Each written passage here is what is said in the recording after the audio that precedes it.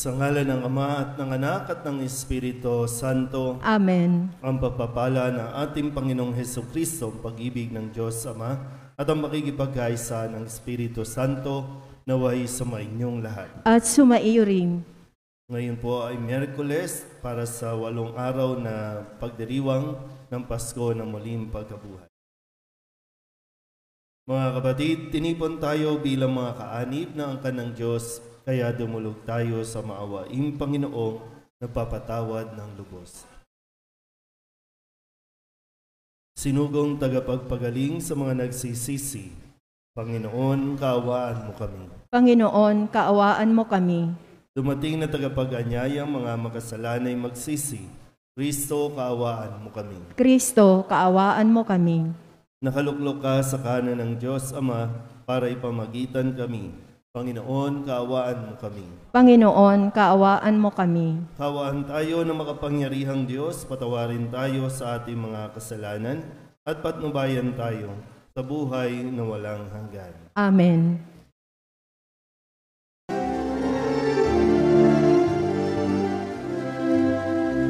Luwalhati sa Diyos sa kaitaasan, kaloob sa luma'y kapayapaan.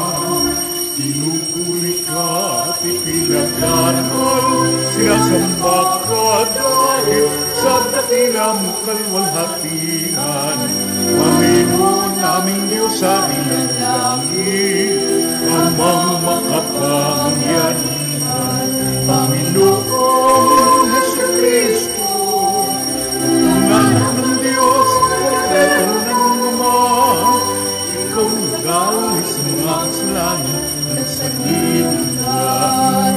Tanggapin mo ang aming kahilingan, ikaw na natulog sa kanan ng Ama. Maawa ka sa amin, ikaw lamang ang Panginoon Jesucristo, kasama ng Espiritu, sa luwalhati ng Ama. Amen, Amen, Amen,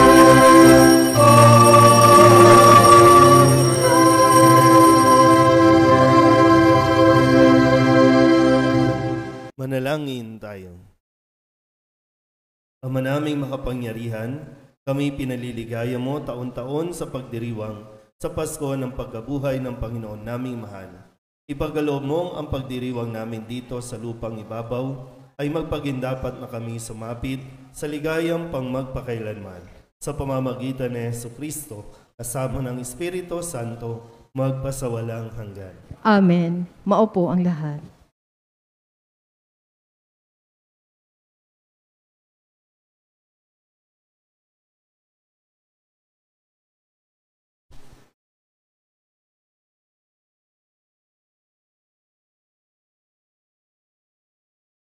Pagbasa mula sa mga gawa ng mga apostol. Minsan, 3 ng hapon, oras ng pananalangin, nagpunta sina Pedro at Juan sa templo. Sa malapit na tinatawag na pintuang maganda, ay may isang lalaking ipinanganak na lumpo. Dinadala siya roon araw-araw upang magpalimos. Nang makita niya sina Pedro at Juan na papasok sa templo, siya ay nanghingi ng limos. Tinitigan siya ng dalawa at sinabihan ni Pedro, "Tumingin ka sa amin." Tumingin nga siya sa pag-asang siya ay lilimusan. Ngunit sinabi ni Pedro, "Wala akong pilak o ginto. Subalit may iba akong ibibigay sa iyo. Sa ngalan ni Jesucristong taga Nazaret, lumakad ka." Hinawakan niya sa kanang kamay ang lumpo at itinindig. Pagdakay lumakas ang mga paa at bukong-bukong ng lalaki. Ito'y napalukso at nagsimulang lumakad. Palukso-lukso siyang pumasok sa templo kasama nila at masayang nagpupuri sa Diyos. Nakita ng lahat na siya'y lumalakad at nagpupuri sa Diyos. Nang gilala sila nang makilala nilang siya ang pulubing dati nakaupo sa pintuang maganda ng templo. Ang salita ng Diyos. Salamat sa Diyos. Salmong tugunan ang ating pong itutugon. Diyos ay dapat parangalan ng banal niyang sambayanan, tayo pong lahat. Diyos ay dapat parangalan ng banal niyang sambayanan. Dapat na ang Diyos, itong Panginoon ay pasalamatan. Ang kanyang ginawa sa lahat ng bansay dapat ipaalam. Siya ay purihin, suubin ng awit, ating papurihan. Ang kahangahangang mga gawa niya ay dapat na isaysay. Tugon. Diyos ay dapat parangalan ng banal niyang sambayanan. Tayo ay magalak, yamang lahat tayo ay tunay na Kanya. Ang Kanyang pangalan, ang pangalang banal na napakadakila. Lahat ng may nais maglingkod sa puon, dapat na magsaya. Siya ay hanapin, at ang Kanyang lakas ay siyang asahan. Siya ay hanapin upang mamalagi sa Kanyang harapan. Tugon. Diyos ay dapat parangalan ng banal niyang sambayanan. Ito'y nasaksihan ng mga alipit anak ni Abraham, gayon din ang lahat na anak ni Jacob na kanyang hinirang. Ang Panginoong Diyos ay ang Panginoon. Siya ang ating Diyos, sa kanyang paghatol ay ang nasasaklaw, buong sansinukob. Tugon. Diyos ay dapat parangalan ng banal niyang sambayanan. Ang tipang pangako'y laging nasa isip niya kailanman. Ang mga pangakong kanyang binitiwan sa lahat ng angkan. Ang tipan ng Diyos ay unang ginawa niya kay Abraham at may pangako ring ginawa kay Isaac na lingkod na mahal. Tugon.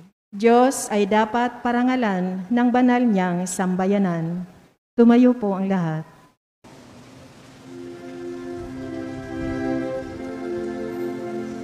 Hallelujah, hallelujah, hallelujah, hallelujah, hallelujah. Purihin ang Diyos, hallelujah.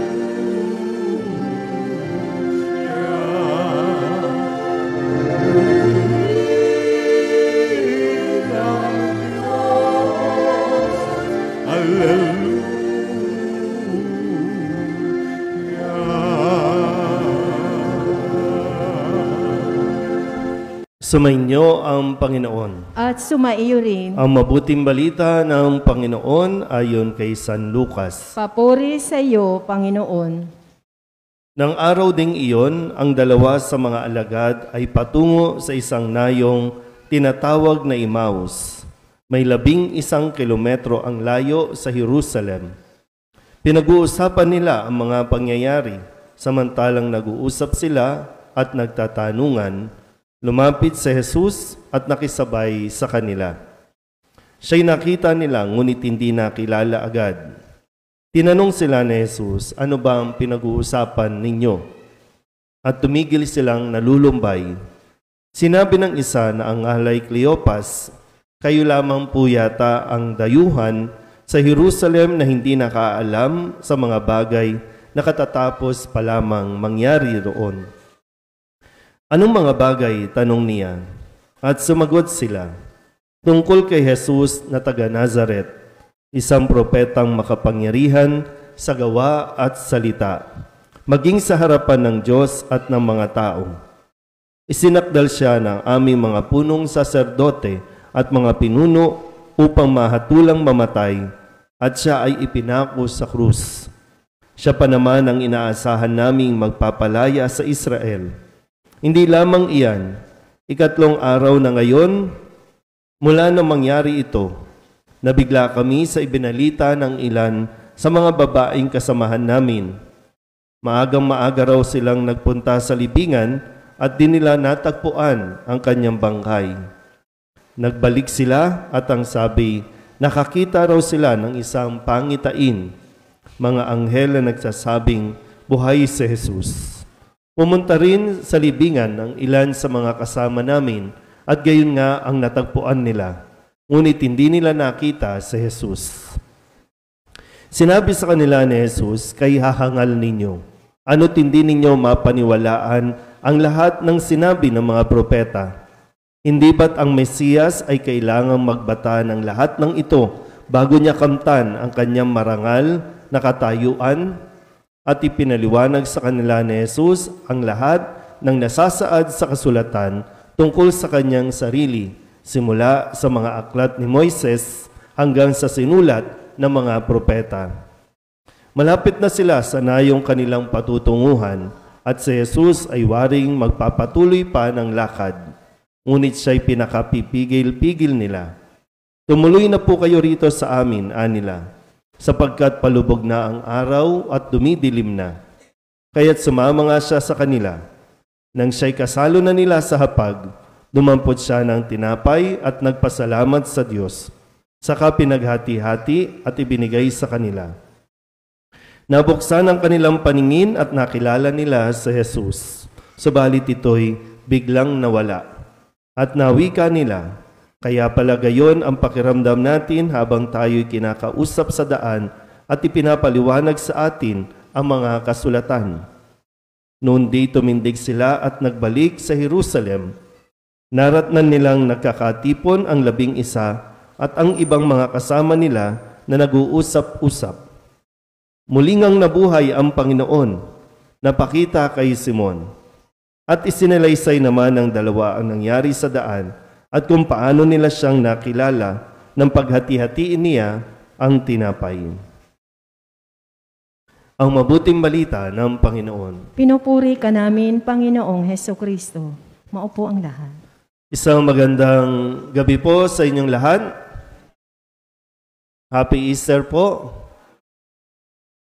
So, tayo po ay nasa 8 araw na pagdiriwang ng Pasko ng muling pagkabuhay. So yun nangyari nung linggo na pagkabuhay ay sinasariwa pa natin at patuloy natin na ipinagdiriwang sa loob ng 8 araw. Sabihin nyo nga po, nabuhay na si Kristo. Pero nagbuhay na nga ba sa ating mga puso si Kristo? Tingnan po natin at balikan ng kwento ng 2 alagad na ito. Narinig natin na mismong narinig nila na ibinalita sa kanila na wala na ang bangkay ni Jesus sa libingan. At sinabi rin, narinig nila na muli nang nabuhay si Jesus. Pero imbis na matuwa, sila po ay nagnais na umalis at lumayo na sa Jerusalem. Labis ang kanilang kalungkutan, yung kanilang pagkadismaya, nawalan sila ng pag-asa, kaya minabuti nila na lisanin ang Jerusalem.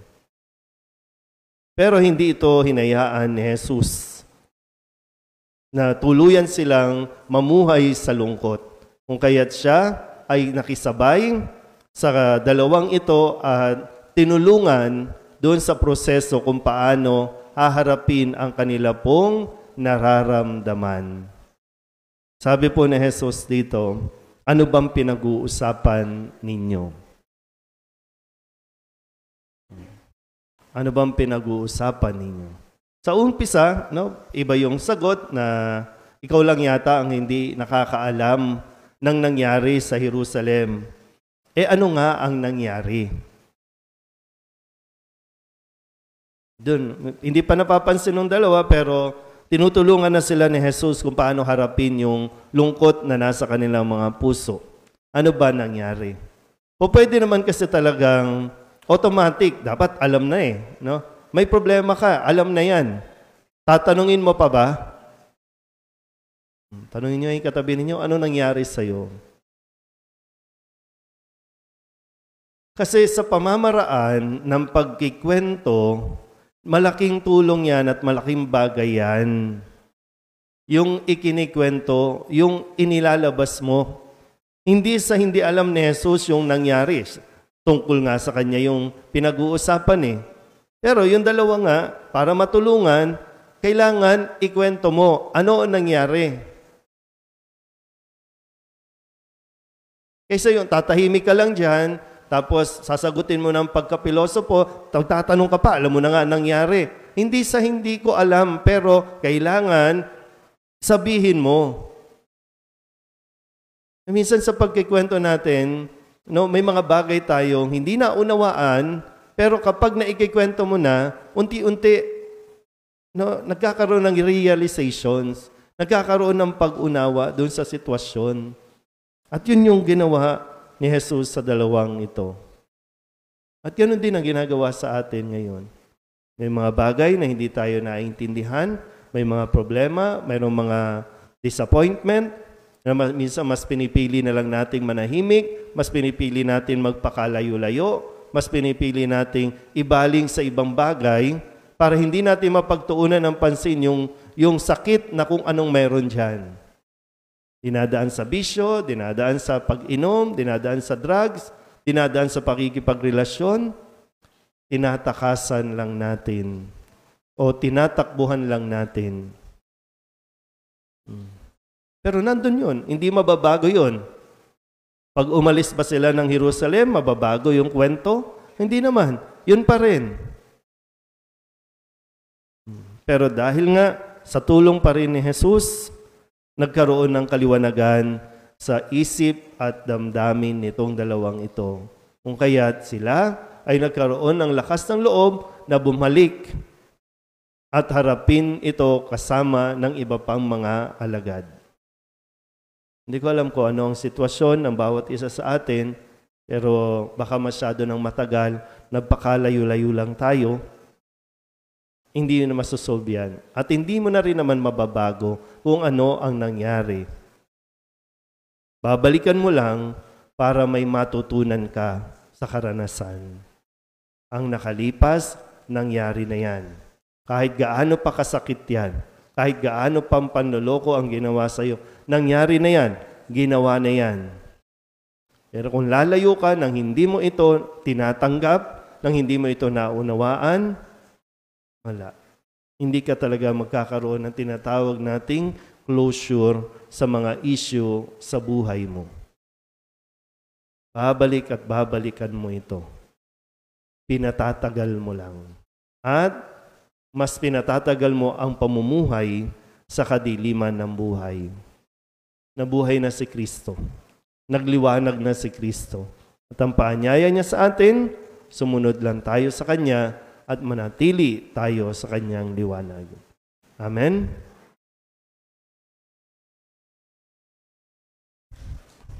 Magsitayo ang lahat. Sa pag-alaala natin kung papaano nakilala ng mga alagad si Jesus sa paghahati-hati ng tinapay sa daan patungong Emmaus, manalangin tayo sa Diyos Ama upang magkaroon tayo ng higit na malalim na pagpapahalaga sa muling nabuhay na Kristo bilang ating pagkaing espiritual para sa ating paglalakbay sa buhay. Ang ating pong itutugon, Panginoon, dinggin mo ang aming panalangin. Panginoon, dinggin mo ang aming panalangin.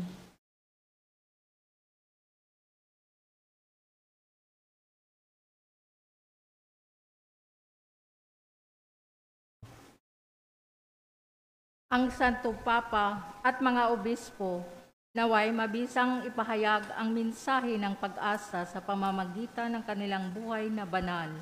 Manalangin tayo sa Panginoon. Panginoon, dinggin mo ang aming panalangin.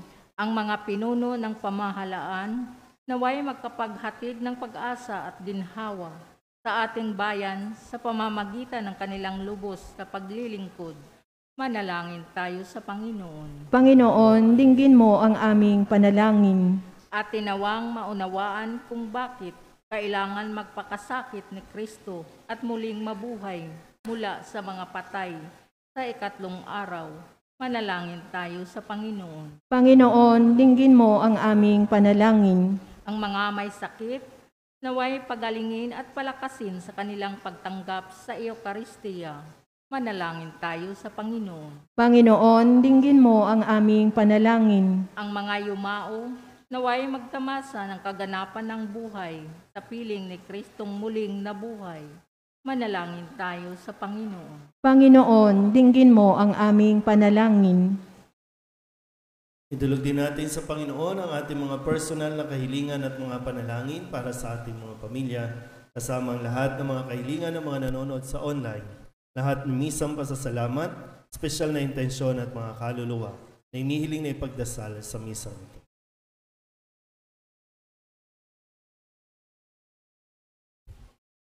Ang lahat ng ito inihiling namin sa ngalan ni Kristong aming Panginoon. Amen. Maupo po ang lahat.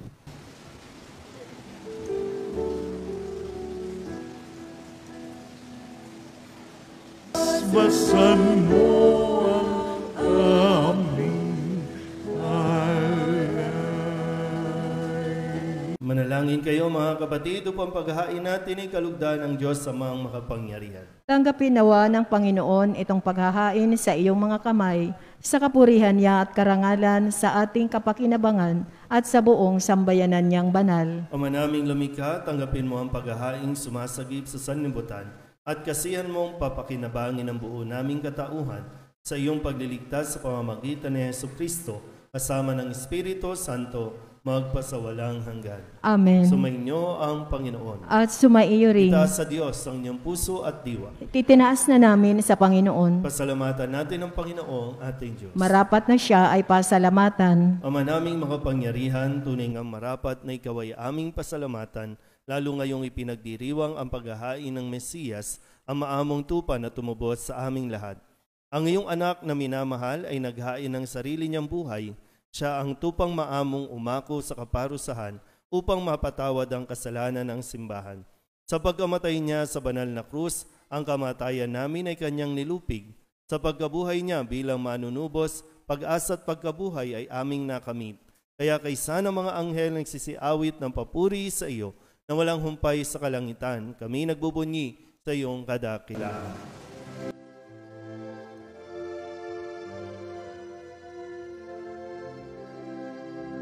Santo, Santo, Santo, Panginoong Diyos makapangyarihan, napupuno ang langit at lupa ng kalwalhatian mo. Hosana sa kaligtasan, iyang palang naparirito sa ngalan ng Panginoon. Hosana sa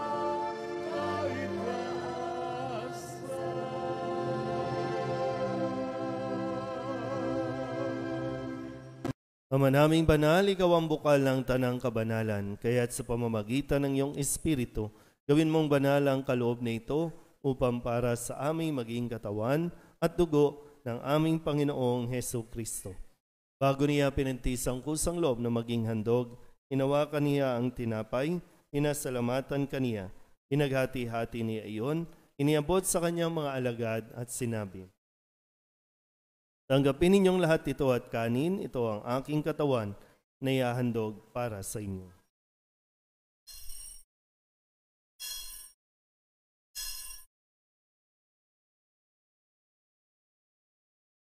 Kaya hindi naman nang matapos ang hapunan, hinawakan niya ang kalis, muli kaniyang pinasalamatan. Iniabot niya ang kalis sa kanyang mga alagad at sinabi, tanggapin ninyong lahat ito at inumin, ito ang kalis ng aking dugo, ng bago at walang hanggang tipan, ang aking dugo na ibubuhos para sa inyo at para sa lahat sa kapagpapatawad ng mga kasalanan. Gawin ninyo ito sa pag-alaala sa akin.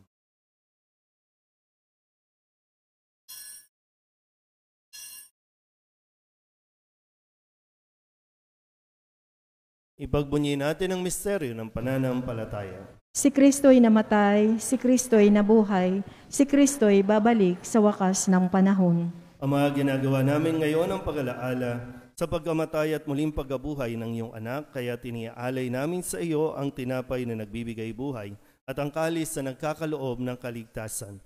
Kami napapasalamat dahil kami iyong minarapat na tumayo sa harap mo para maglingkod sa iyo. Isinasamo namin kami magsasalo-salo sa katawan at dugo ni Kristo ay mabuklod sa pagkakaisa sa pamamagitan ng Espiritu Santo. Ama, lingapin mo ang iyong simbahang laganap sa buong daigdig. Puspusin mo kami sa pag-ibig, ay isa ni Francisco na aming Papa at ni Jose na aming Obispo at ng Tanang Kaparian. Alalahanin mo rin ang mga kapatid naming nahimlay na may pag-asang sila'y muling mabubuhay, gayon din ang lahat ng mga pumanaw. Hawaan mo sila at patuloyin sa iyong kaliwanagan. Hawaan mo at pagindapating kaming lahat na makasalo sa iyong buhay na walang wakas. Kaysa ng mahal na Birhen Maria na ina ng Diyos, ng kabiyak ng puso niyang sa San Jose, kaysa ng mga apostol at ng lahat ng mga banal na namuhay dito sa daigdig na kalugod-lugod sa iyo, may pagdiwang nawa namin ang papupuri sa ikararangal mo sa pamamagitan ng iyong anak na aming Panginoong Hesukristo. Sa pamamagitan ni Kristo, kasama niya at sa Kanya, ang lahat ng parangal at papuri ay sa iyo, Diyos Amang makapangyarihan, kasama ng Espiritu Santo, magpasawalang hanggan. Amen, amen, amen.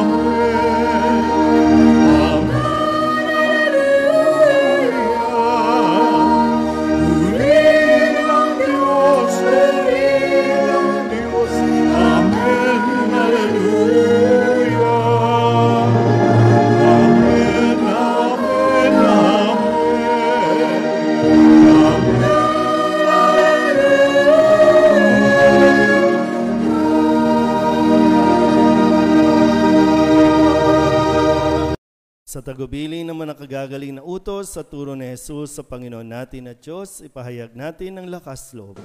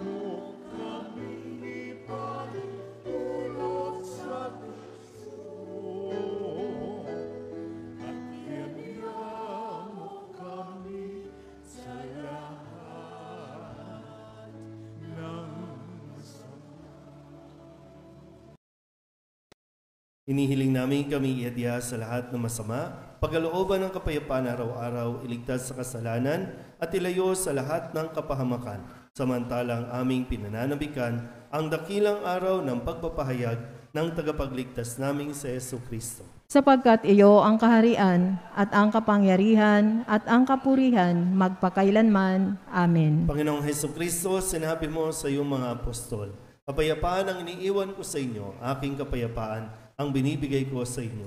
Tunghayan mo ang aming pananampalataya at huwag ang aming mga pagkakasala.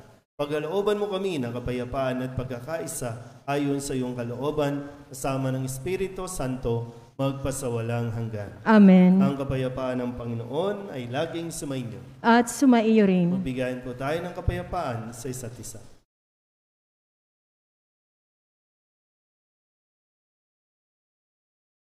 Kordero ng Diyos na nag-aalis ng mga kasalanan ng sanlibutan, maawa ka sa amin. Kordero ng Diyos na nag-aalis ng mga kasalanan ng sanlibutan, maawa ka sa amin. Kordero ng Diyos na nag-aalis ng mga kasalanan ng sanlibutan, ipagkaloob mo sa amin ang kapayapaan. Lumuhod po ang lahat.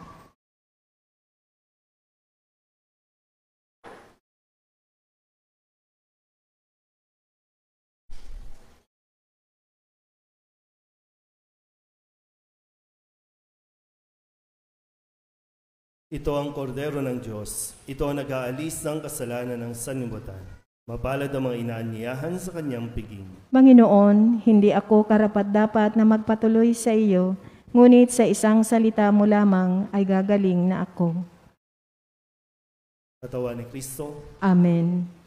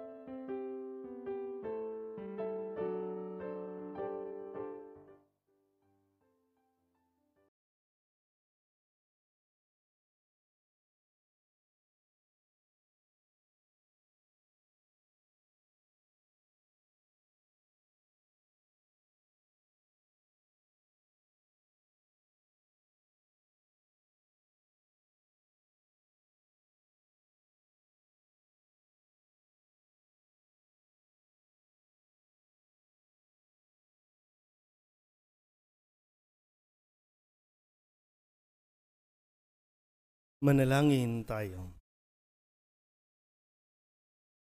Ama naming mapagmahal, kaming iyong pinapakinabang sa ikapagpapatawad ng mga kasalanan ay gawin mong mga bagong nilalang, pakundangan sa pagtanggap namin sa sakramentong banal ng iyong anak na tagapamagitan kasama ng Espiritu Santo magpasawalang hanggan. Amen. Sumainyo ang Panginoon. At sumaiyo rin. At pagpalain kayo ng makapangyarihang Diyos, Ama at Anak at Espiritu Santo. Amen. Tapos na ang banal na misa, humayo tayo sa kapayapaan ni Kristo. Alleluia, alleluia. Salamat sa Diyos. Alleluia, alleluia. Magandang gabi po. Pagdara.